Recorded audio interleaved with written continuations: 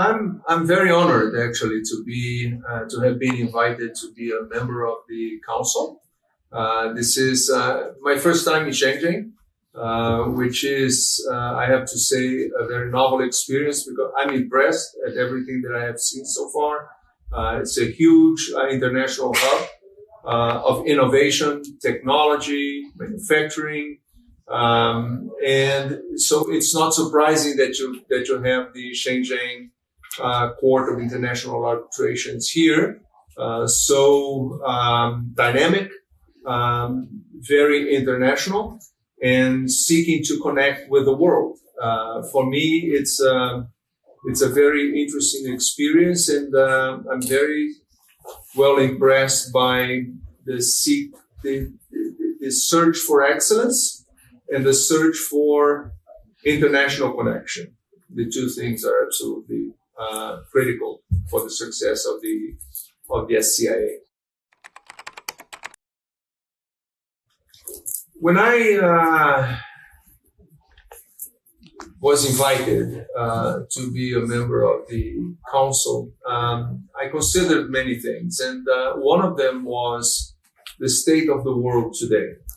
So the world today lives through a number of disruptive phenomena. For example, the new digital age, right, which is the 21st century, basically. We have the climate and the environmental agenda, which is also, very robust at this point. Why is that important? That is important because you don't really have updated international rules to handle these things.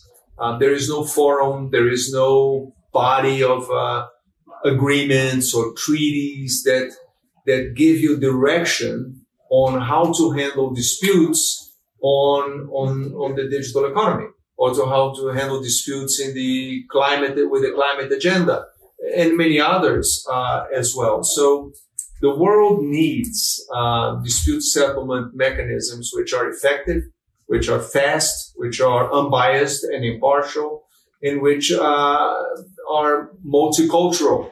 And I think that this gap that we see in the world today, because the multilateral institutions are not really equipped to handle these things, will have to come. This stability will have to come from bodies like the SCIA, international courts of arbitration that provide predictability and stability in commercial relations.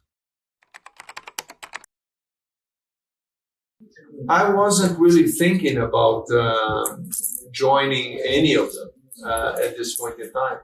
I was invited by the SCIA, and at that point I began to consider whether this would be a good use of my time. And I figured, after learning about what the SCIA is, what it does, I felt that this would be a two-way street where I think I can contribute to the work of the SCIA, and I also think that I will learn a lot from what's being done here. So it was a win-win at this point in time.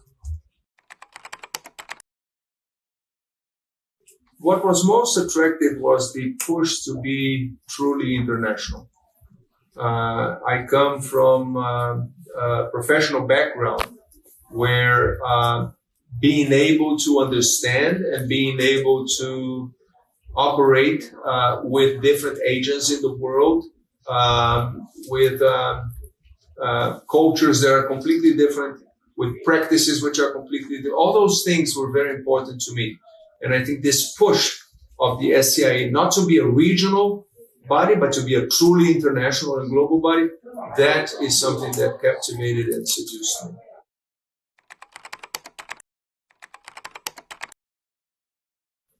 Well, it's early to tell. I just joined. This was my first meeting. So I read the report. I found the report was very, very helpful because it also looked at the future. It was not only looking at the past, but at the challenges that the SCIA has and how to overcome those challenges. And I saw many areas where I think my background, my expertise would be helpful. but how exactly I'm going to contribute and how exactly I'm going to play a role within the center is something that we'll have to figure out together. Oh, I said from the beginning, you said I'm very impressed with everything I've seen.